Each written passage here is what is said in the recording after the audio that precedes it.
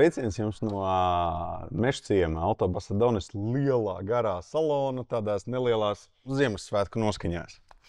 Mēs te esam sanākuši nedaudz gudri parunāties, apmainīties viedokļiem, iemācīties varbūt kaut ko jaunu, tas vairāk no tevis, pamāci mūs, un padalīties ar jums tādās lietās, ko mēs te esam apguvuši. Tāpēc, ka, ja jūs esat pamanījuši, Autobasadone ir 10 dažādi zīmoli.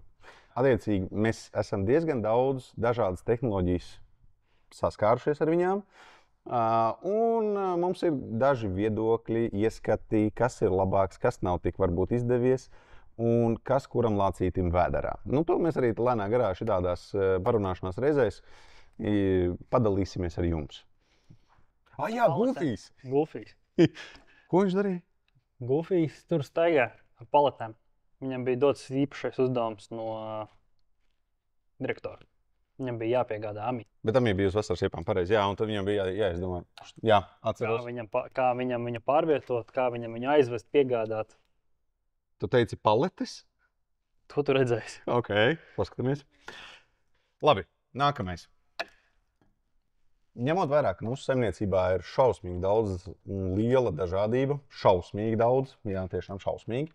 Pirmais, ko mēs izvēlējāmies kā svarīgāko tēmu apspriešanai, ir tieši vienu konkrētu segmentu. Ņemot vērā, ka šī gada vidū, kas bija 24. gada jūlijas, mūsu burvīgā valdība ārkārtīgi dāsni palielināja atbalstus privātpersonām uz dažādu elektroauto un ārēji ladējamu hibrīdu iegādi, tad mēs izdomājām, ka pirmais mūsu temats, par ko mēs varētu bišķi dziļāk parunāties, ir tieši maksimums programmā, jo 7-vietīgs hibrīds ar valsts atbalstu privātpersonai. Nu tad mūsu sortimentā ir 2 šitādi agregāti. Viens ir Peugeot 5008, kas tikko ir pilnīgi jauns iznācis, un otrs ir Hyundai Santa Fe, kuru nevar nepamanīt uz ielas. Bet par 5008 visvairāk zina Rolands. Jā, tā tas arī ir. Varbūt tad, lai to saliktu kopā, tad ir mazliet jāsaprot arī tur kā viņš vispār ir radies. Tas 5008 mums jau parādījās 2009. gadā, bet viņš sākumā parādījās kā minivens. Okay. Ražoja viņu no 2009. līdz 2016. gadam. Viņš vienmēr bija 7-vietīgs, un, ja mēs tā skatāmies, kopā viņi Eiropā pārdeva vairāk kā 333 000 vienības. Šajā laika periodā. Tad mums nāk 17. gads, laika iet uz priekšu, klienti sāk pieprasīt mums crossoverus. Tad šis 5008 mums kļūst par crossoveru. Atkal 7-vietīgs crossovers, gan benzīni, gan dīzeļi, liels, ietilpīgs, ar aizmugurē forši 3 isofiksiem, tātad 3 bērnu sēdekļus saliekam aizmugurē, futbola mamām prieks, visus varam vest, visi forši. No 17. līdz šim 23. gadam Peugeot Eiropā pārdod 346 000 vienības. Tas ir vairāk nekā iepriekšējais? Vairāk nekā iepriekšējais. Un īsākā laika periodā. Ok. Varētu teikt diezgan veiksmīgi. Es pat teiktu, tas ir ļoti labi. Vai ne? Tas nozīmē, ka no pirmās un otrās paaudzes mēs jau esam kaut kādus 700 000 vienības pārdevuši. No 9. līdz 23. gadam. Nāk 24. gads, un mēs izlaižam jauno, tad 3. paaudzes 5008, vēl lielāks, jau būvēts uz platformas, tāpat kā 3081 jaunās Stellantis platformas. Šeit mēs 3. paaudzē noņemam nost dīzeļus. Dīzeļi mums vairs nav. Mums ir hibrīdi. Es dzirdu raudāšanu. Mums ir plugini. Tātad 7-vietīgs plugins. Un mums ir elektro. Pirmo reizi 5008 kļūst par elektrisko. Ok. Ne par to šobrīd. Šobrīd par pluginu. Labi. Tātad viņš ir kļuvis lielāks. Viņš jau iepriekš nebija maziņš. Jā, viņš tagad ir kļuvis vēl 20 cm garāks, kur visa tā vieta 20? Jā, kur visa tā vieta ir 3. rindā aiz 3. rindas bagažniekā. Tad cilvēkiem nav vairāk vietas, bet var mans ielikt beidzot. Beidzot, tu vari ielikt bagažniekā aiz trešās rindas, tur ir gan arī 300 litri vietas. Tas nozīmē, tā, lai saprotam, mēs ieliekam tur, es teiktu, 6 rimī maisus sarkanos, pilnus. Tā, lai visiem saprotam. Labi. Un vēl joprojām trešajā rindā cilvēks, kurš ir 1,80 m, jūtas pietiekami komfortabli, lai pārvietotos. Varbūt uz Varšavu tu negribēsi viņā sēdēt, bet ikdienas braucienos super. 1,80 m. Es ar 1,92 m varu mēģināt tikai. Labi. Kunga prātā sajies. Kunga prātā to sajies. Labi. Tātad, ja mēs trešajā rindā... Tu esi tur mēģinājis sēdēt? Jā. Un tiešām var? Jā. Labi. Ja man ir jābrauc, ja man būtu tur jāsēž Rīga, Jelgava, nezinu, Rīga, Daugavpils vai Liepāja, jā, es to varētu. Uz Varšavu es negribu tur sēdēt. Tā kā tas ir doable. Tas ir iespējami. Plugins mums ir priekšpiedziņa. Un kopā mēs dabūjam kaut kādus 196 zirgspēkus. Priekšpiedziņā. Man liekas, ka es aizdomājos vienkārši, man liekas, tirgu kopumā visi plugini ir priekšpiedziņas. Vairums no viņiem. Ar retiem izņēmumiem. Nē. Viss atkarīgs no markas modeļa. Kurā galā mēs šļūcam. Priekšpiedziņa jau tehnoloģiski vieglāk ir izveidot visu tevi kompaktu vienā vietā, bet ir ražotāji, kas izmanto arī pilnpiedziņu. Tas pats Santa Fe. Jā, es tieši domāju par to, ka tādā galā viņš tikai pilnpiedziņā. Range Rovers. Tā ir cena plauktiņā. Jā, es atvainojos. Jā. Kā viens. Labi. Labi, bet idejiski... Idejiski. 4,8 metri garš, 7-vietīgs plugins, kurš ar elektrību nobraukt par 70 km. Tas nozīmē, ka ikdienas braucienus tu vari izbraukt. 70? Jā. Tas nav tā kā vasarā un pie pareizās vēja plūsmas un nepārāk daudz viņu noslogot. Tu ļoti labi zini, kā strādā šie skaitļi. Pagaid, bet... Tāda ražotājs saka 75 km. Jau ir 75. Jā. Mēs vēl 2 minūtes parunāsimies, būs 80. Un pēc tam būs 85. Labi. Bet... Es 75, es domāju, tas ir tas vasaras nobraukums. Ziemā mēs varētu runāt par kaut kādiem 50. Tas vienalga vairāk nekā domāts. Labi. Jā, beigās tu iegūsti šādu lielu automobīli. Kā viņiem... Labi.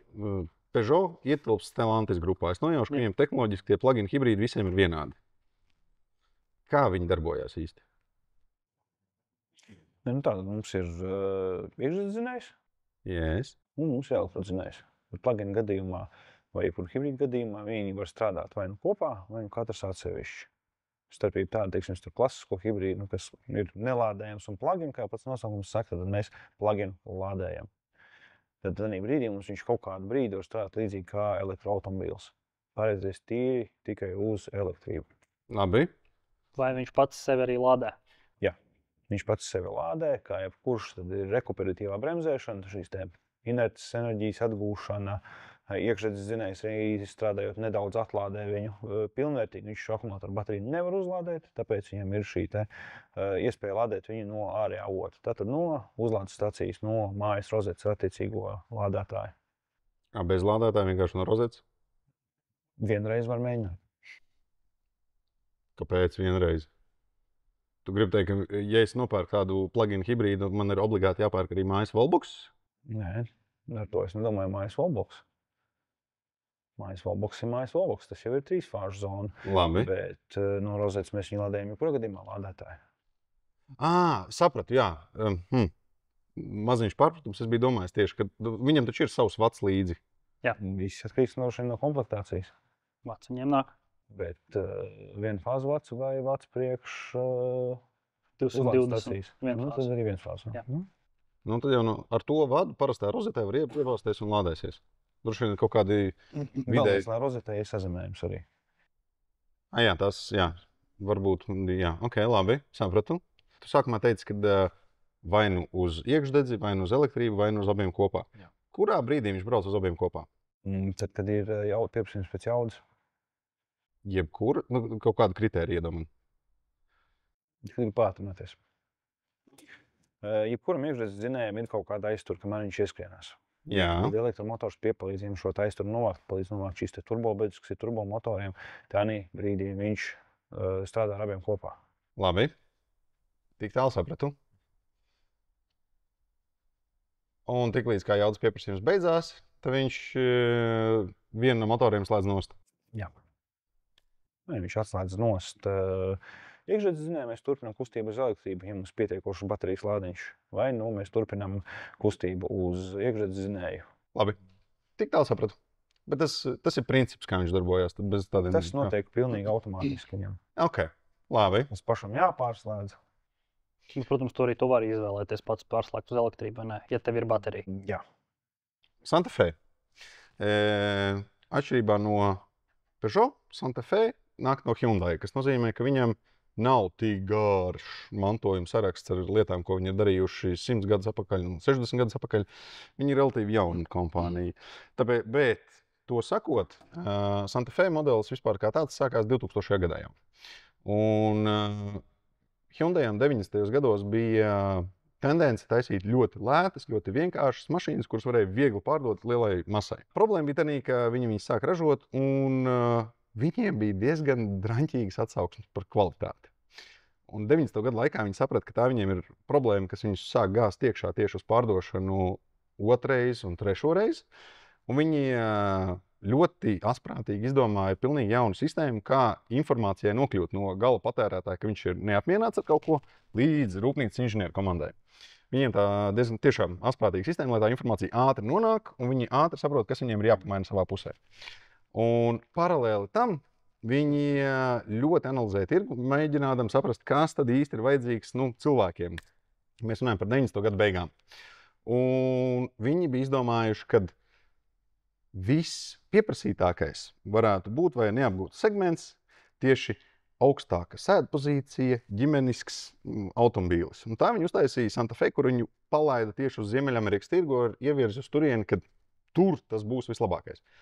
Un saliekot to kopā ar to, ka viņi bija ļoti uzlikuši fokusu uz to, ka tām mašīnām ir jābūt uzticamām, bet joprojām lētām, viņi vienkārši iestartēja tirgu pareizajā laikā ar ļoti trāpīgu modeli. Un to viņam arī pārdošanas rezultāti rādīja, ka viņi pirmajā gadā jau pārdeva 20,000 mašīnas, un ar katru gadu viņiem tas pārdošanas apjoms auga. Tā bija tikai pirmā paudze. Un tā sistēma, ko viņi iepriekš bija iedibinājuši, kad klienta atsauksmes ļoti ātri aiziet līdz rūpnīcai, noveda pie tā, ka katru gadu, kad pat bez visiem faceliftiem vai modeļa atjauninājumiem, viņi vienkārši modeļa gadā, kad nomainās rūpnīca ražošana, viņi jau sāka ieviest iekšā mazus pilnveidojumus. Rezultātā viņu klientu apmierinātība auga vēl straujāk, un viņu pārdošanas apjoma auga līdzi.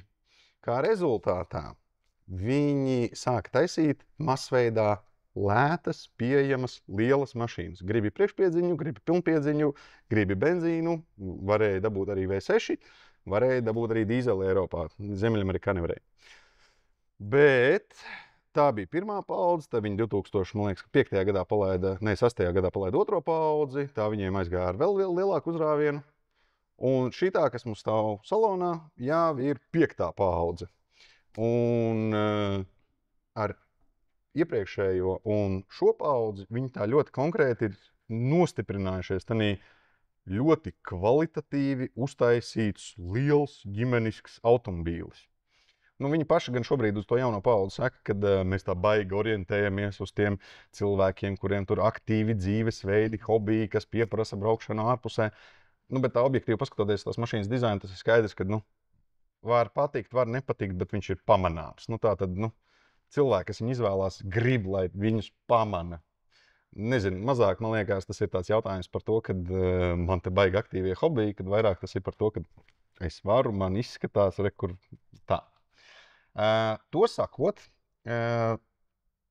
kamēr mēs runājam par plug-in hibrīdiem, visi zina, ka pirmrindnieki visā šajā pasākumā ar hibrīdu tehnoloģijām bija Toyota.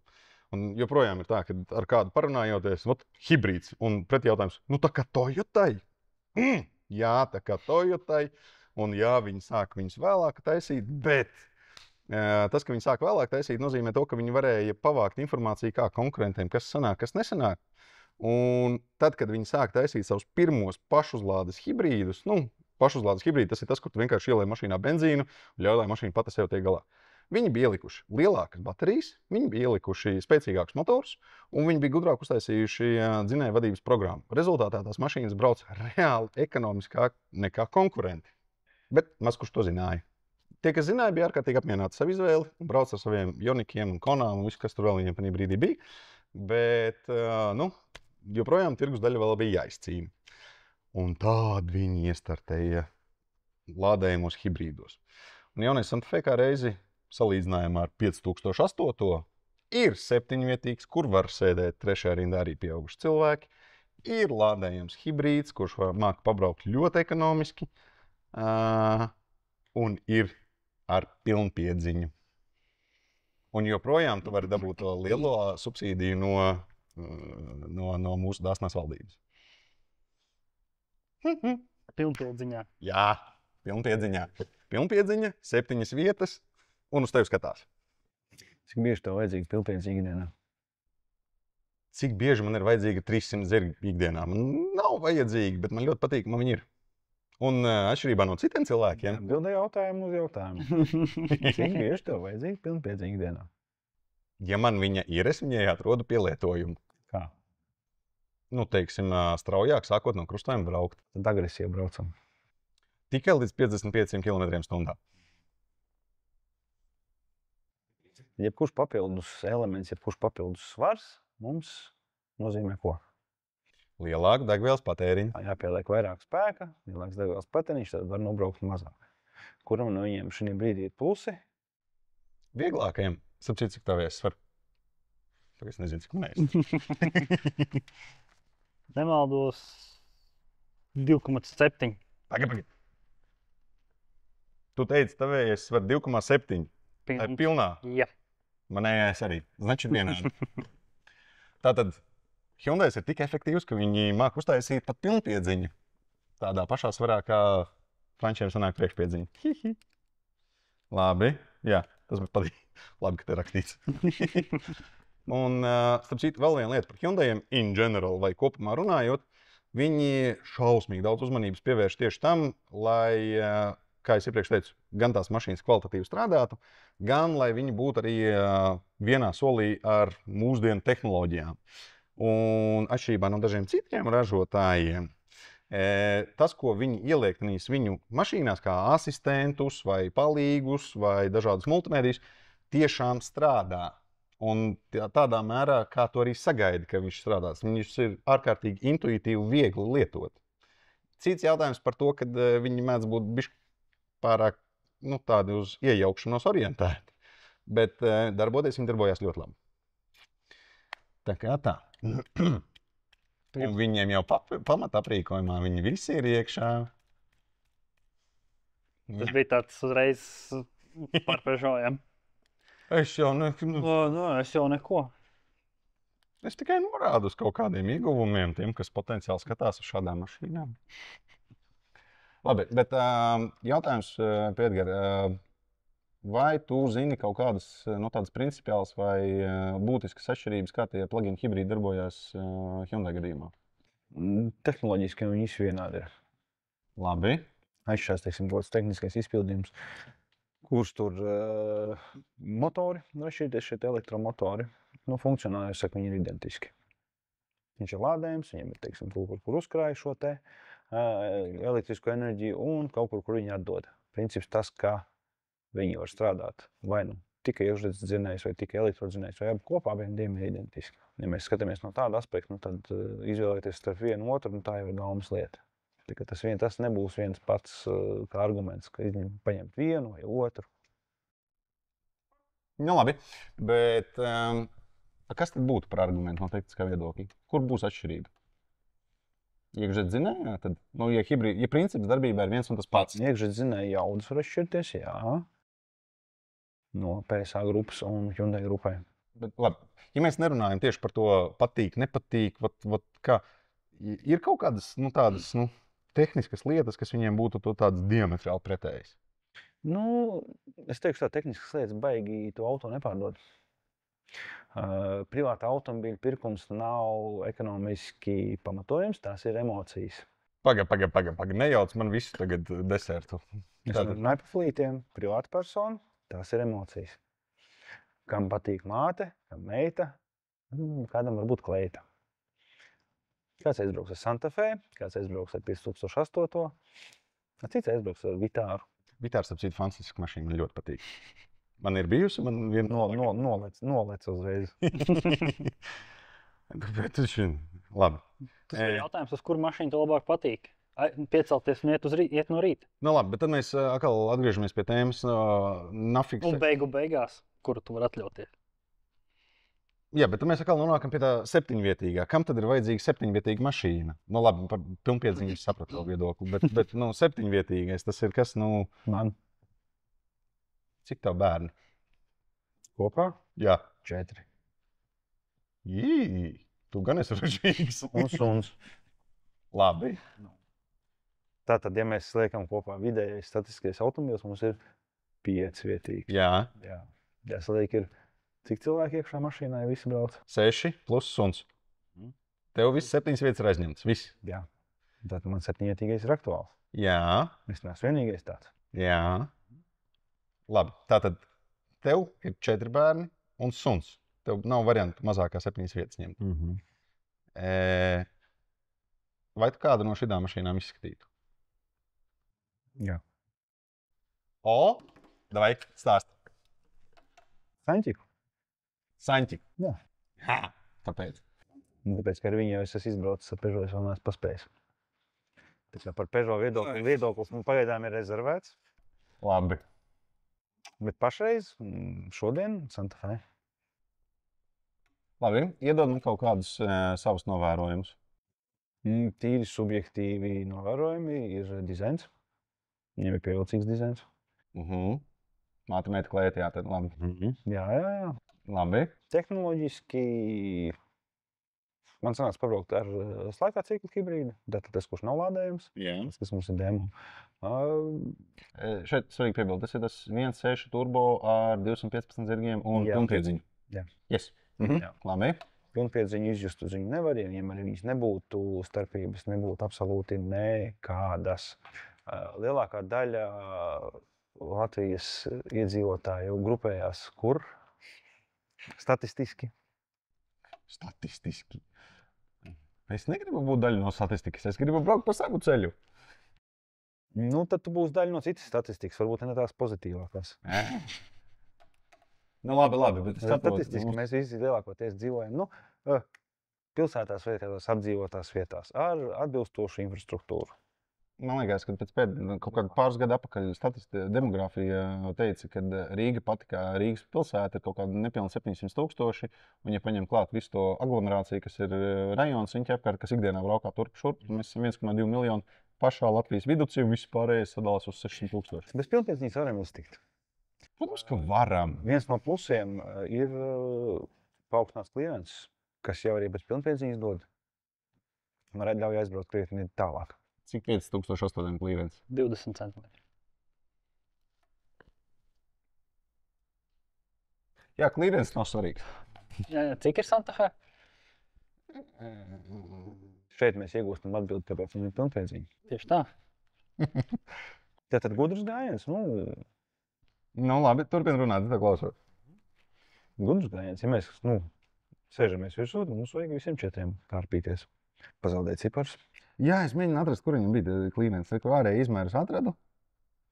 Bet kur? Klīrens 177, jā. Tad, Es viņš teicu, ka nav svarīgs rādītājs. Tāpēc tev vajag pilnpiedziņu. Jā, labi. Nu, labi, pieņemsim. Vai tev ir kaut kādi komentāri par skaņas izolācijām, komforta braukšanai, mīkstumu piekarei?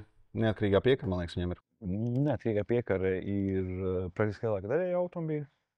Un daudz svir. Arī paliek par standartu jau zināmā cenu segmentā. Kā jau lētāk mašīna, jo vienkāršāk piekara. Klasiskais Macphersons, kas mums, teiksim, uz I10, I20. Jā. Un tas nodrošina tādus un tādus raksturlielumus, vai komfortu, vai vadāmību. Tur, kur mēs ejam tālāk, mums jau paliek sarežģītāk un vairāk uz komfortu orientēta. Tad tik līdz daudz ir piekārtā, mums parādās komforts. Ne par komfortu neko sliktu nevar teikt. Pa bruģi gribētos labāk. Viņš mīkstāk ir. Bet visā visumā Viņš tur kratīja? viņš dreb. No labi. Viņš dreb. Skaņas izolācija, protams, tur ļoti labi kompensē. Tur nedzird, tu jūt tikai. Ar dibenu muskuļiem. Jā, protams. Bet tādā ziņā ikdienas eksploatācijā neko sliktu nevar pateikt. Tev ir sanācis braukt ar 5008 hibrīdu? Vēl nē. Vēl nē, bet paspēsim. Es domāju to, kas mums ir demo. Un elektrisku arī ne. Es izbraucu 3008 mailu hibrīdu. Viena lieta, ko es pamanīju, es kaut kad gatavojoties pētījuši tās 5008 tehniskās offeru lapas. Es pamanīju, ka viņam, ja es negribu plug-in hibrīdu vai elektrību, vienīgais variants ir iekšdedze ar meldu hibrīdu. Tas ir mazais motorīts. Ar cik zirgiem? 136 sumāri. Wow! Nu, ja tavs ceļš uz darbu un no darba nevedas ar biķernieku trasi katru dienu, to pilnīgi pietiek. Beidz ar šito demagoģiju. Man darbs tāds, un tas ir amata aprakstā iekšā. Labi. Nevar piesieties, visi jautājumi pie direktora kunga. Bet tas nozīmē, ka, ja man gribās bišķi lielāku jaudu, man nav cita varianta kā tikai plugins. Plugins vai elektrība, jā. Pluginam bija 196, Jā. un elektrībai Sākam ar 210. sākam ar un griezti. 320. Tas jau divu motoru pasākums. Pilnpiedziņas, jā. Tur parādās pilnpiedziņa. Jā. Pilnpiedziņa būs tikai un vienīgi elektrībā. Tas jau paliek interesantāk. Okay, labi. Jā, man patīk sarežģītākas mašīnas.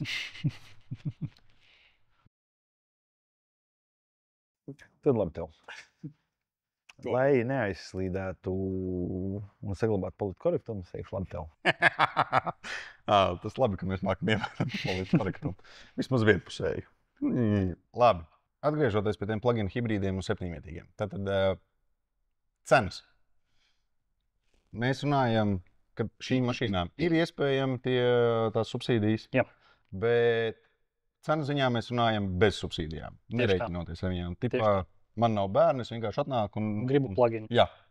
Cik maksā bāze 5008 jaunajam? 47. Cik maz viņā ir iekšā? Jo es vienkārši bišķi samulsu, Cik Santa Fe bija? Bišķi vairāk. Maz nozīmē. 10 000 vairāk. 56? Nu tad 9. Tieši subsīdija. Tāpēc es tev jautāju, kas viņam ir pamat aprīkojumā? Kas tev ir uzreiz svarīgs? Vai viņam ir kruīzs? Jā, ir. Adaptīvs kruīzs. Nē. Aha. Sākās. Kīles. Jā, protams. Kas man var? Iebūvēt navigāciju. Jā, protams, visiem. Ledi. Pilni ledi. Ledi. Nu, labi. Atbildot uz tavu jautājumu, ledi. Neiedziļinoties, cik vienkārši vai cik labi. Nē. Labi. Klimata kontrole, 3 zonu. Mēs dabūsim 2 zonu. Kas tev vēl? Apsildām stūri un sēdekļi. Priekšā un aizmugurē. Aizmirsti. Tā būs apsildām sēdekļi. Apsildām stūri aizmugurē, ja? Apsildām stūri aizmugurē ir, jā. Apsildām stūri un krēsli gan priekšā, gan aizmugurē. Aizmugurē nav stūri. Nedzirdēju pieturzīmes. Apsildām Artikulēšu nākamais savus komandas veselīgāk. Apsildām stūri, mēs nerunājam par bāzi, mēs ejam uz nākošo, un tad mums ir apsildām stūri. Un tad mēs iekāpjam nemanājam kādā cenu plauktiņā. Bišķi vairāk. Nu tā, nebūtiski. Ko nozīmē nebūtiski? 51. Rekā. Priekš pazuda daļa no šitā viss. Turpinam. Bezvadu lādētājs. Nebūs. Kas suga vispār nebūs? Tikai un vienīgi GT versijā. Un tur cena? Vēlreiz 51. Ok. Bezvadu Android Auto Apple CarPlay. Jā, protams. Parkingi. Jā. Kamera. Jā. Viņam jau standartā nāk 20 colu diski. Tās ir forši. Labi.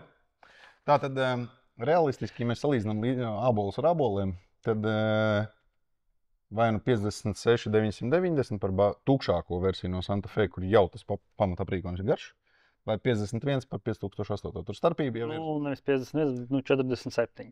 Ja tu 47 bāze 5000, 5008 plugin. 47. Jā, bet tev nebūs pusi no tām lietām, kas Santā jau būs.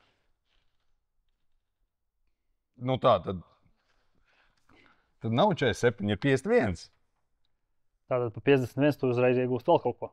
Vai tev bāzē ir gudrai matriksi gaismas? Santa Fe Nē, bāzē. Nu tā tad, ja mēs salīdzinām abus aboliem, pieliec klāt šito. Tev cik mēs nostājamies jau? viņi jau būs iekšā prēmijumā. Tas būs 62. Nu, ot. Bet tur es uzreiz dabūšu arī klāsts zonas un monitors jau viņiem. Un man būs 360 kameras jau. Kas man tur vēl būs jau iekšā? Man būs pilnā ādas apdara. Jā, ādas apdara. Nebūs. Nevienā 5008. nebūs ādas apdara. Kas visas govis pazaudēja? Nē, mēs ielikām masāžu. Kas Hyundiem nebūs. Tad, kad sāk grib... Es saprotu, ka tu vari atvest no Taizemes. Labi. Ne tikai masāžu. No iepriekšējās pieredzes. Klienti, kas ir nākuši un interesējušies par pluginiem. Cik no viņiem, ja tā mašīna jau bāzes komplektācijā maksā 47, nu tur vairs nav liela starpība, vai viņš to skatās par 47, 51. Tur ir uzreiz GT. Uzreiz mēs ejam viens soli augstāk to bāzīt. Principā tur tā starpība ir tieši tik maza, ka viņi neviens īsti neizskata. Uzreiz tā starpība starp bāzes alūru un augstāko GT, gudrie ledi, elektriskie bagažnieki, adaptīvie kruīzi, tev pienāk klāt pietiekami daudz, lai tu redzētu to starpību. Tie 4000 pēkšņi ir ok. Tātad tas, kas ir par 51, tas ir tas, kas ir the way to go. Nu, kā, tas ir tas zelta. Absolūti.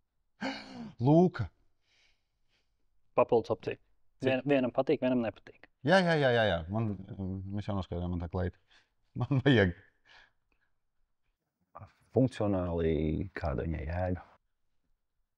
Manām domām ir, kur ieskrieties. Arī no augšas, ka krusa nāk? Jā. Nē, bet funkcionāli. Tas ir tas tīri filozofisks jautājums par skriešanu kaut kura domām, bet funkcionāli lūka. Funkcionāli, tad mēs nošķiram. Pirmām kārtām ir lieli stikla jumti, kas nevarās vaļā. Un tad ir lūkas, kas ir lieli stikla jumti, kas varās vaļā. Kāda jēga no abiem diviem? Pirmām kārtām no abiem diviem atnāk gaisma iekšā. It sevišķi, ja tev ir ļoti stilīgi un tiešām forši melni griezti. Bez lūkas, tad tev tiešām ir tāda melna ala iekšā arī mašīnā. Vienalga, cik liela. Ja tev ir stilīgs apgaismojums salonā? Tas man atkal pilnīgi neinteresē. No. Vienam māte, vienam mēs. Jā. Stilīgs apgaismojums ar abiem? Jā. Nezinu. Sauksim to par vieglu klaustrofobiju, bet man nepatīk, ja uz augšu paskatoties, es neredzu, kas notiek ārā. Tad tur ir no tās grupas, kas brauc ar automobili bez jumta. Mēģināju, nepatika. Sapēlējuši sieru. Jā. Un dzer sarūguši vīnogu sulu. Jā. Okay. Man cieši ļoti. Nē, bet nopietni. Šeit gan es skaidri un gaiši atzīstu, ka es saprotu, tas ir man būtiska lieta. Citiem tas var būt, var nebūt. Dažiem pat traucē, ja tas ir. Man vajag, lai ir.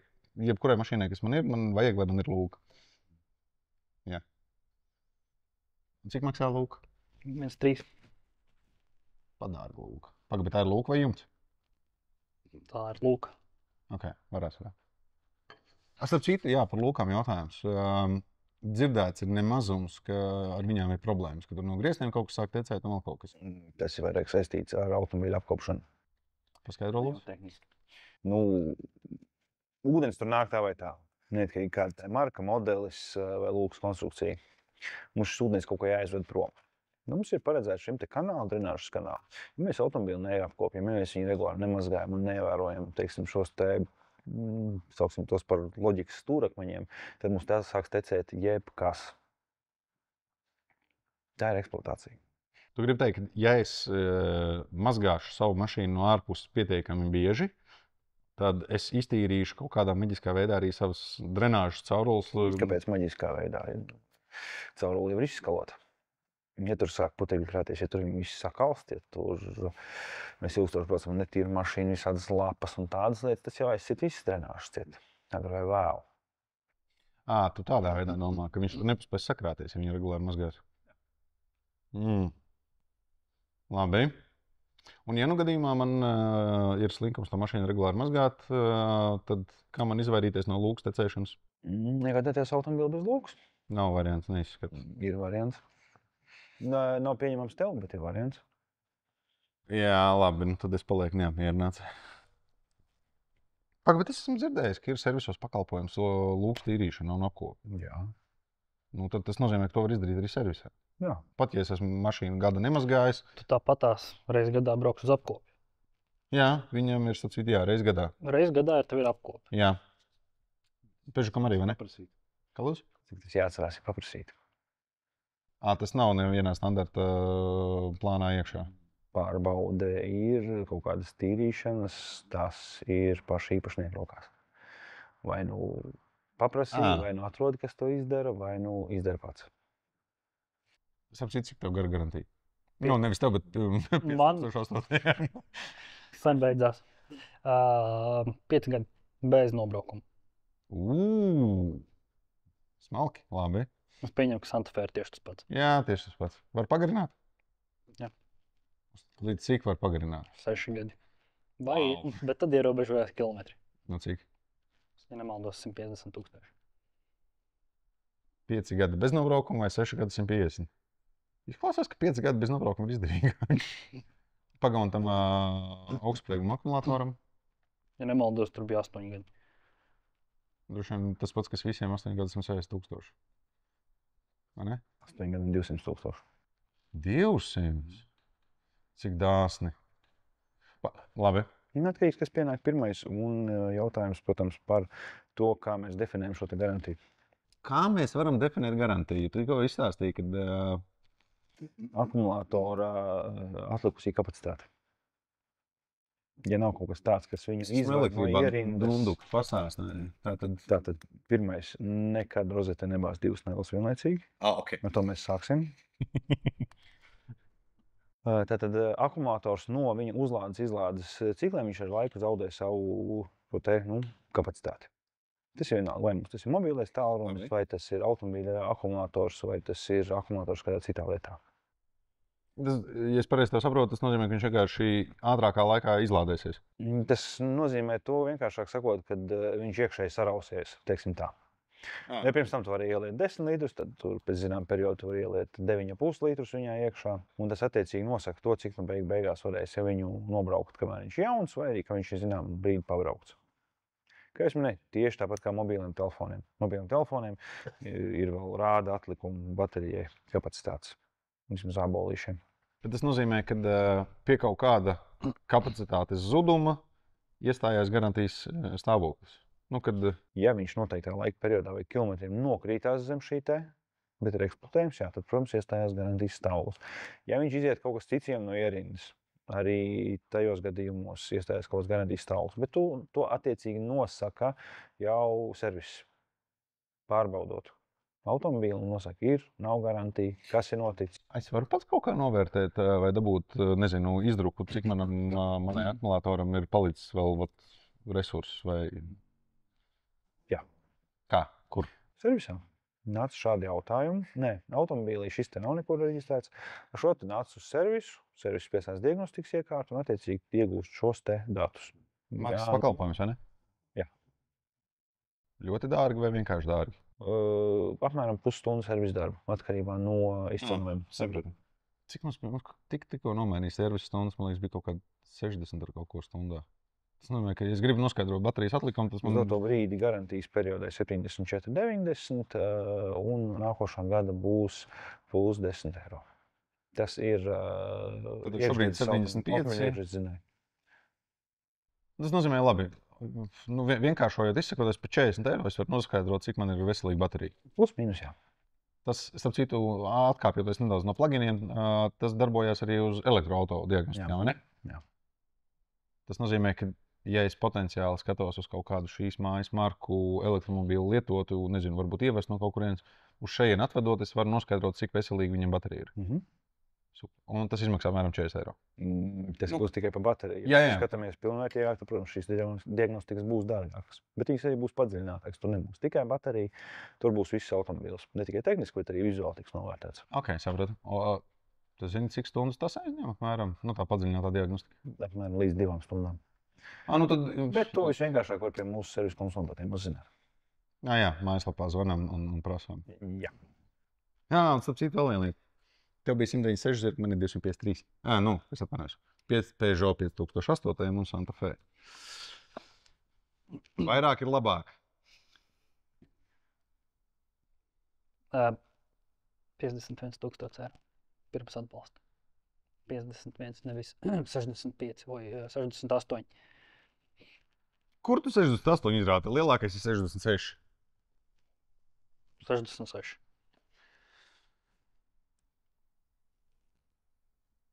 Bet tas saraksts, kas viņā ir iekšā, nebija. Labi. Kā iet gufiem?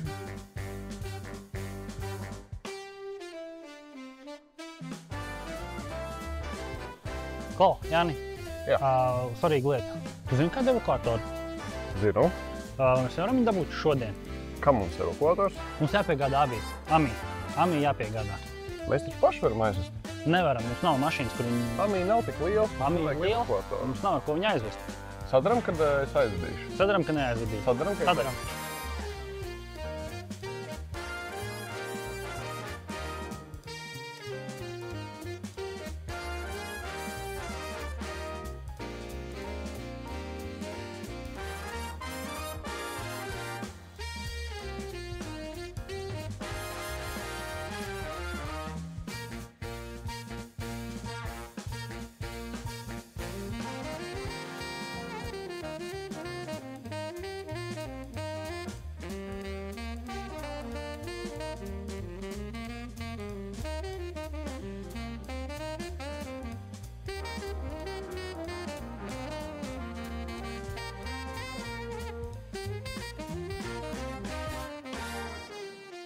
Nāciet ciemos, skatieties, izmēģiniet paši. Par testa braucieniem nav jāmaksā, bet tikai atbildība jāuzņemās. Un lielais vairums mašīnā mums ir uz vietas. Jā, cerams, ka mums sanāks vēl kādu šādu raidījumu uztaisīt, un tad mēs atkal parunāsimies. Paldies jums, džentlmeņi! Paldies tev!